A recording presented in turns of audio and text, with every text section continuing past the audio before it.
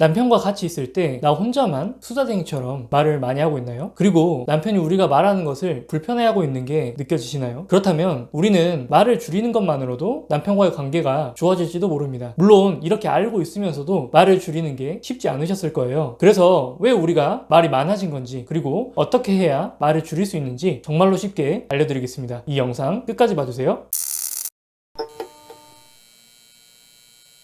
우리가 남편에게 말이 많아지는 이유는 무엇일까요? 아마도 가장 많은 이유 중 하나는 남편이 내 말을 이해했는지 그렇지 않은지를 잘 모르기 때문일 겁니다. 남자들은 대화를 할 때 적극적인 리액션이 없는 경우가 정말 많잖아요. 그렇다 보니 우리가 하는 말을 제대로 이해하고 있는지 그렇지 않은지를 우리가 알 수가 없는 거죠. 그래서 우리가 택하는 방법은 다시 부연 설명을 하는 겁니다. 그런데 우리가 말을 많이 할수록 남편은 아내의 말의 요점이 무엇인지 파악하기가 더 어려워진다는 거예요. 이건 남편이 조금 노력하지 않는 부분도 있겠지만 남자라는 동물이 여성보다 언어를 이해하는 데 있어서 능력이 훨씬 떨어진다는 건 사실입니다. 실제 연구 결과 남성이 여성보다 생물학적으로 언어 중추가 훨씬 덜 발달된 것으로 밝혀져 있죠. 그렇다 보니 같은 여성끼리 이야기를 하면 무슨 말인지 철석같이 알아듣는 내용임에도 불구하고 남자들은 설명을 해주면 해줄수록 더 무슨 말인지 이해를 못하는 그런 상황이 발생하기도 합니다. 이런 상황이라면 남편과 이야기를 할 때는 요점을 먼저 말하고 그 다음에 부연 설명을 하시는 게 좋습니다. 그리고 돌려 말하지 않고 직설적으로 그리고 간결하게 말하는 것을 연습해야 할 필요가 있는 거예요. 그리고 말이 조금 길어질 것 같다면 중간중간 여기까지 무슨 말인지 좀 이해했어? 라고 물어보면서 확인하면서 대화를 하는 것도 도움이 될 겁니다. 두 번째는 어색함을 견디지 못하는 경우입니다. 남편과 단둘이 한 공간에 있는데 어떤 말도 주고받지 않고 있다면 어색해서 견디기가 정말 힘드시다고요? 그렇다면 아마도 우리는 남편과 어떤 말이라도 해서 이 어색한 분위기를 깨고 싶으실 겁니다. 어떤 경우는 평소보다 남편 표정이 안 좋아 보인다거나 피곤해 보이면 괜히 더 눈치가 보이는 경우도 있는 거죠. 혹시 내가 뭔가 잘 못해준 게 있지 않을까? 이런 생각들도 하게 되고요. 그렇다 보니 남편은 피곤하고 스트레스 받아서 쉬고 싶은데 아내 입장에서는 어떤 말이라도 해서 남편의 기분을 좀 맞춰주거나 이런 어색한 분위기를 빨리 깨야 한다고 생각을 하시는 겁니다. 그래서 이것저것 이야기를 하다 보면 자신도 모르게 말실수를 하는 경우도 있고 마음에도 없는 말들을 뱉어내서 나중에 후회하는 경우도 정말 많이 있죠. 만약 이런 경우라면 이런 말씀을 드리고 싶습니다. 어색함이라는 감정을 남편과 대화를 통해서 해소하려고 하지 마시고 그 감정과 친구가 된다고 생각하시고 한번 즐겨보시는 거예요. 남편과 대화가 없이 어색한 공기가 흐를 때 사실 그 어색한 공기는 절대로 우리를 잡아먹거나 해치지 않습니다. 누구나 말이 없을 때에는 어색할 수 있거든요. 그러니 남편과 섣부르게 대화를 많이 하려고 하지 마시고 지금 그 어색함이 몸에서 어떻게 느껴지는지 그리고 나에게는 자연스럽게 어떤 생각들이 드는지 차분한 마음으로 그 어색함을 한번 바라보시는 거예요. 이렇게 혼자서 다른 생각들을 하거나 또는 내가 해야 할 일에 집중을 하면서 시간을 보낼 수 있을 겁니다. 그때 꼭 해야 할 말이 떠오른다면 대화를 시작하시면 되고 오히려 이런 경우에 남편이 먼저 대화를 걸 수도 있을 겁니다. 이때 비로소 자연스러운 대화가 시작될 수 있을 거예요. 세 번째는 외로움이 많은 경우입니다. 아마도 외롭게 살고 싶지 않아서 결혼을 서둘러서 하신 분들도 분명 있을 겁니다. 하지만 외로움이라는 감정은 결혼을 한다고 해서 해결되는 문제가 절대 아닌 거죠. 군중 속의 고독이라는 표현이 있는 것처럼 외로움이라는 감정은 인간이라면 누구나 다 느끼는 감정입니다. 그래서 주변에 사람들이 많다고 해서 내 이야기를 들어줄 수 있는 남편이 있다고 해서 외로움이라는 감정이 없어지지는 않거든요. 그렇다 보니 가장 친밀하다고 생각하는 남편만 계속 기다리는 거예요. 남편과 대화할 수 있는 시간만 되면 내가 가지고 있는 감정과 생각들을 계속 쏟아내면서 외로움이라는 감정을 잠시 잊고 싶은 거죠. 이런 분들의 특징은 말을 한번 시작하게 되면 상대방의 눈치를 보지 않고 하고 싶은 얘기를 긴 시간 동안 계속 한다는 겁니다. 그리고 말을 계속 길게 하다 보니 이 주제에서 다른 주제로 넘어가고 또 다른 주제로 넘어가는데 말은 또 정말 빠른 거예요. 이걸 듣고 있는 상대방은 도대체 언제 끝날까? 라는 생각이 들면서 너무나도 지루하고 지칠 수밖에 없게 되는 거죠. 그렇기 때문에 우리는 이제 외로움이라는 감정을 남편을 통해서만 해결하는 것보다는 그 대상을 조금은 분산시킬 필요가 있습니다. 아마 기존에 알고 지내는 친구들과의 관계에서는 이게 충족되기가 쉽지는 않을 거예요. 만나고 싶을 때 만날 수 있는 그런 사람들이 아닐 가능성이 높기 때문입니다. 그래서 지금은 새로운 관계를 형성해서 새로운 사람들과도 소통을 해볼 수 있는 그런 경험을 해보셨으면 좋겠어요. 모임이나 동호회처럼 사람들과 함께하는 활동들을 해보시고 가능하다면 정기적으로 만남을 가질 수 있으면 가장 좋을 것 같아요. 또 하나는 혼자서 무엇인가에 몰두할 수 있는 것을 찾아보는 겁니다. 그래서 많은 사람들이 은퇴를 하고 쉬는 게 아니라 다른 일거리를 찾거나 공부를 하기도 하고요. 봉사활동을 다니는 이유도 바로 이런 이유일 수도 있습니다. 이렇게 꼭 남편과의 관계에서만 나의 외로움을 해결하지 않아도 되면 남편에게 빨리 내 이야기를 제한된 시간 안에 꺼내놓아야 된다, 이런 조급함에서 벗어나실 수 있을 거예요. 말을 시작하기 전에 남편이 내 이야기를 들을 수 있는 상황인지 확인이 가능한 여유도 생길 거고요. 이렇게 되면 말을 빨리 하는 습관도 좋아질 수 있을 겁니다. 여러분은 세 가지 경우 중에서 어떤 경우에 가까우신가요? 오늘 영상을 이해하고 실생활에 적용해 볼 수 있다면 남편은 우리를 점점 다르게 보기 시작할 겁니다. 항상 말이 많고 불안하고 초조해 보이는 사람에서 말을 조리 있게 잘하면서 안정감을 주는 사람으로 말이죠.